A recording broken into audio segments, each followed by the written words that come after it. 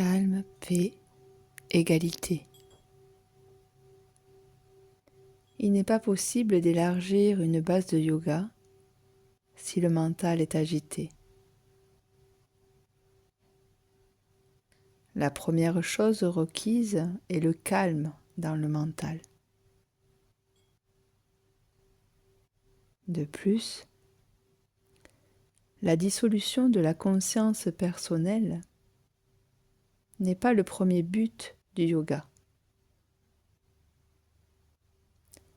Le premier but est d'ouvrir la conscience personnelle à une conscience spirituelle supérieure.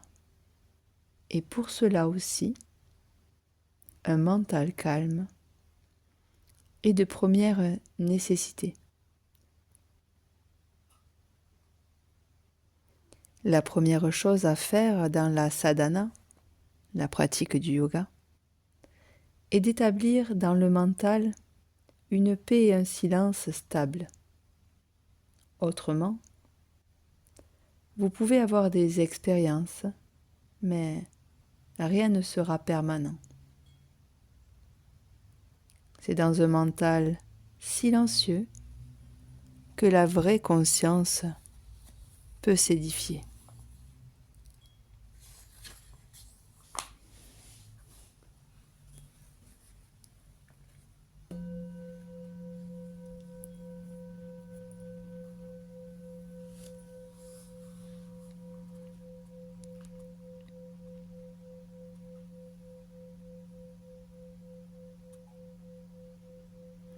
Un mental tranquille ne signifie pas qu'il n'y aura pas du tout de pensées ni de mouvements mentaux, mais que ceux-ci resteront à la surface et que vous sentirez votre être véritable au-dedans, séparé d'eux, observant sans se laisser entraîner, capable de les surveiller et de les juger, de rejeter tout ce qui doit être rejeté et d'accepter et de conserver tout ce qui est conscience vraie et expérience vraie.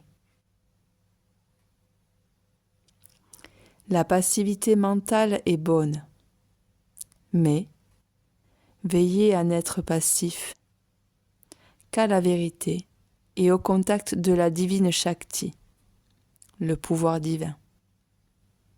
Si vous êtes passif aux suggestions et aux influences de la nature inférieure, vous ne serez pas capable de progresser, ou bien vous vous exposerez à des forces adverses qui peuvent vous mener très loin du vrai chemin du yoga.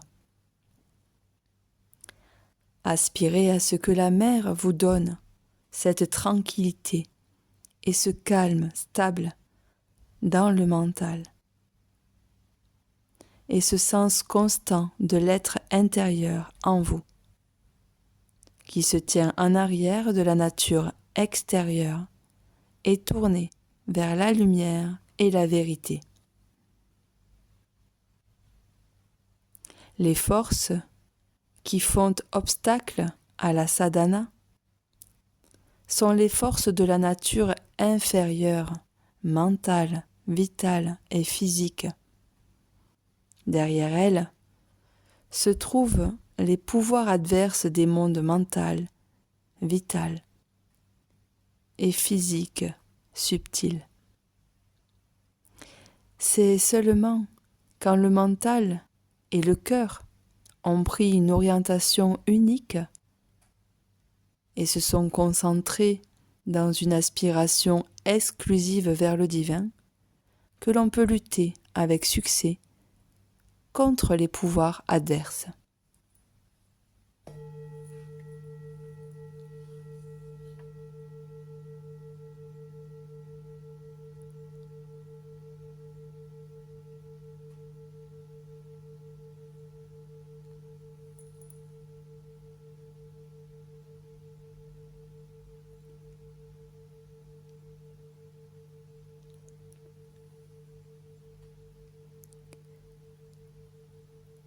Le silence est toujours une bonne chose, mais par tranquillité du mental, Je ne veux pas dire un silence complet. Je veux dire un mental exempt de troubles et de perturbations, ferme, léger et content, afin de pouvoir s'ouvrir à la force qui changera la nature. L'important est de se débarrasser de l'habitude de se laisser envahir par des pensées troublantes, des sentiments faux, des confusions d'idées, des mouvements malheureux.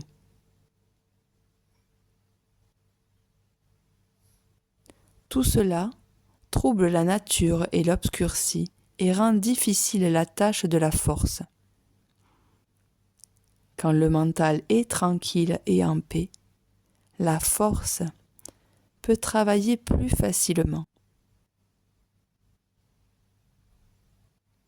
Il devrait vous être possible de voir, sans en être bouleversé ni déprimé, les choses qu'il faut changer en vous. Le changement en serait facilité.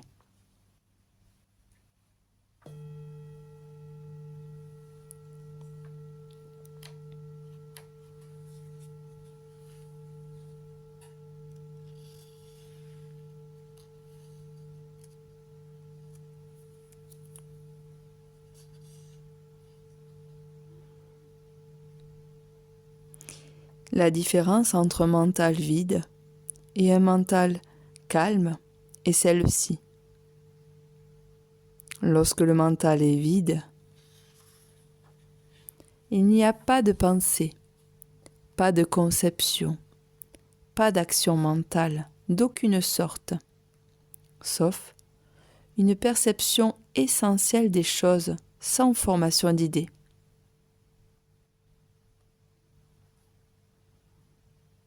Tandis que dans le mental calme, c'est la substance de l'être mental qui est immobile, si immobile que rien ne la trouble.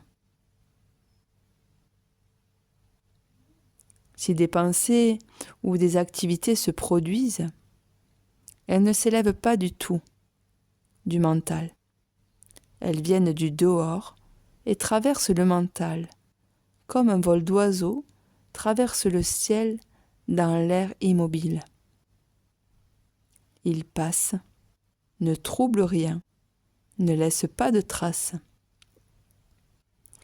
Même si un millier d'images ou les événements les plus violents traversent le mental, son immobilité paisible demeure, comme si la texture même du mental était faite d'une substance de paix éternelle et indestructible. Un mental qui a acquis ce calme peut commencer à agir, même intensément et puissamment.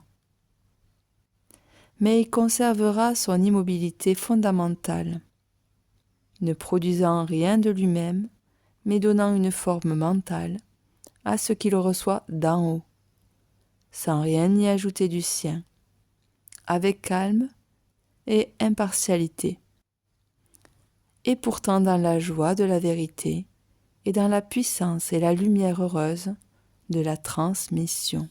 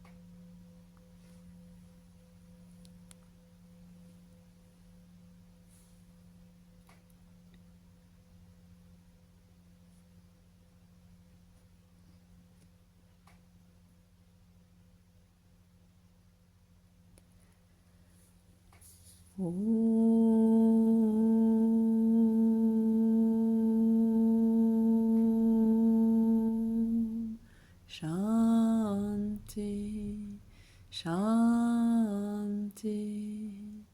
Shanti.